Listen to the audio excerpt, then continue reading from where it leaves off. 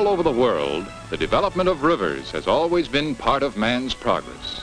His conquest of rivers and his improvement of them for his own use, demonstrated by the rivers of our own West. Let's consider the 4 main rivers of the Pacific Slope to see for ourselves how important they are and how they have been made useful to the people of the western United States. In the Northwest, the Columbia River has played a vital role in the development of Washington and Oregon. The Sacramento and San Joaquin rivers are equally important to the great Central Valley of California. And the Colorado River is of tremendous value to 7 states in our Southwest. Starting with the Columbia, let us look at each of the 4 rivers. The Columbia, 5 miles wide at its mouth, is deep enough to carry big ocean vessels upstream for a distance of 100 miles. As much as 10 million tons of freight are carried each year by ships on the Columbia. One of the many products of the Pacific Northwest is lumber. Washington and Oregon are the greatest lumber-producing states in our country. From their great forests, some of the timber is carried on the Columbia River in the form of log rafts. Small tugs tow the rafts to sawmills on the river's banks. Here, the logs are cut into lumber and then loaded into freighters for shipment down the Columbia and out into the Pacific Ocean to the ports of the world. Another valuable product that is carried on the great Columbia Waterway is wheat. Wheat that is grown in the Columbia River Basin. The Columbia River is also the home of salmon and yields much of the nation's supply of this fish. Salmon are caught in the river and also in the ocean along the Pacific coast. About 70 million pounds of salmon are caught each year in the Pacific coast states. From canneries such as this, salmon are shipped down the Columbia to many parts of the world.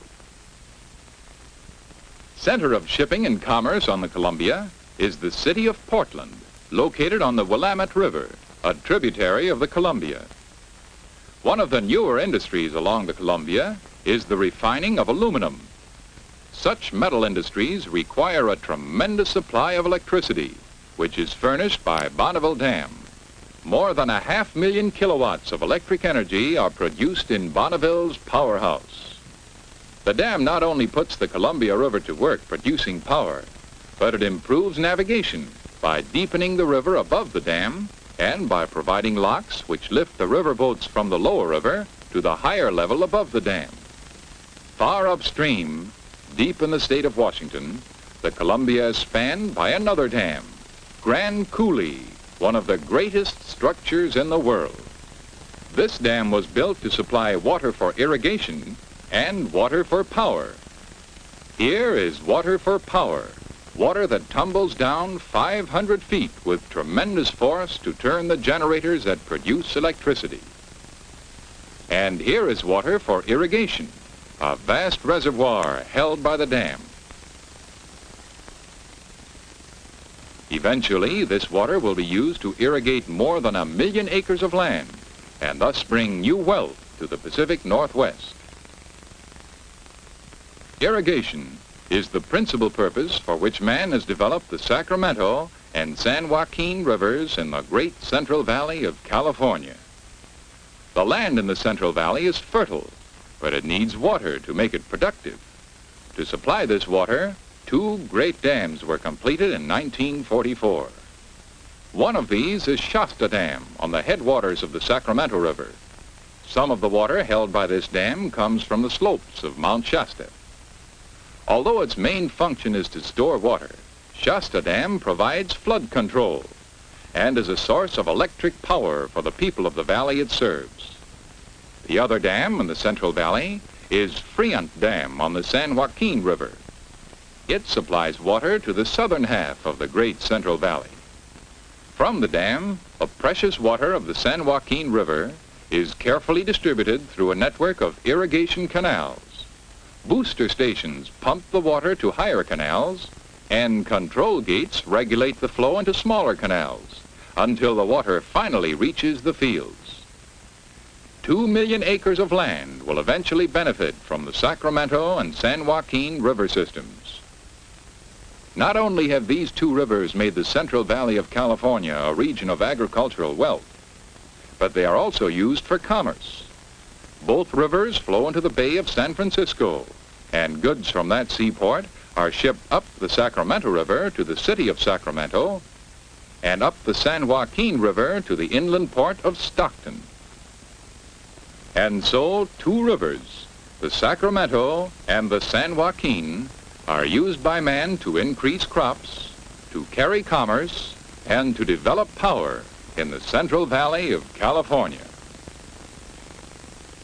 The Colorado River is an outstanding example of a river which man has put to his own use. From its source in the Rocky Mountains, the Colorado flows south through Utah and Arizona. Much of this region is dry wasteland, and the river itself is normally shallow and of no use for navigation. Yet man has made this river of great value. Imperial Dam on the lower Colorado diverts the precious water from the river into a vast irrigation system. This dam does not store water, but channels it through these big roller gates and into this desilting basin. After the sand and mud settle to the bottom, the clean, clear water enters the All-American Canal. For 100 miles, this man-made canal carries the water of the Colorado River through the desert of Southern California to the Imperial Valley and the Coachella Valley. Here, the water is carefully directed onto the land. The result is surprising. Land that was once dry and barren yields rich crops when irrigated. With the help of water from the Colorado, man has created new wealth in Southern California. But the Colorado does much more. Farther up the river, above Imperial Dam, is Parker Dam. Parker Dam was built not for irrigation, but to divert water for the city of Los Angeles. From this reservoir behind Parker Dam, 1 million gallons of water a day pass through this pumping station and into the Los Angeles Aqueduct. For 300 miles over mountains and through the desert, the water is pumped until it reaches Los Angeles. And there is still one more project that man has built to make use of the Colorado. That project is Hoover Dam, one of the biggest structures ever made by man to put a river to work. The great reservoir behind Hoover Dam is called Lake Mead. The water is used for irrigation and to supply the homes and factories and cities of Southern California, Arizona, and Nevada. The water also produces electric power for more than 3 million users in the Southwest. The dam itself eliminates the rushing spring floods of the river. Below Hoover Dam, the Colorado River flows evenly throughout the year, a useful and valuable servant to the people of the great Southwest. In addition to its tremendous economic importance, the Colorado offers beauty and recreation. This is the Grand Canyon of the Upper Colorado, one of the scenic wonders of the world. This famous canyon is another asset of the Colorado, one of the most beautiful and useful rivers of the Pacific Slope. These rivers, as we have seen, are the Columbia in the Pacific Northwest, the Sacramento and San Joaquin in California, and the Colorado in the Southwest. The Columbia, you remember, is a wide, deep river that carries ocean-going ships. Navigation on the Columbia is improved by Bonneville Dam, and electric power for the Northwest is supplied by Grand Coulee Dam. In California, both the Sacramento and San Joaquin rivers are used for shipping, but remember that they are more valuable for irrigating the great Central Valley of California. In the Southwest, it is the Colorado which has been put to work, irrigating Southern California and Arizona, supplying water to Los Angeles, and creating electric power for the Southwest. In our 4 rivers of the Pacific Slope, we have seen examples of the many ways in which man has put rivers to work for his own benefit.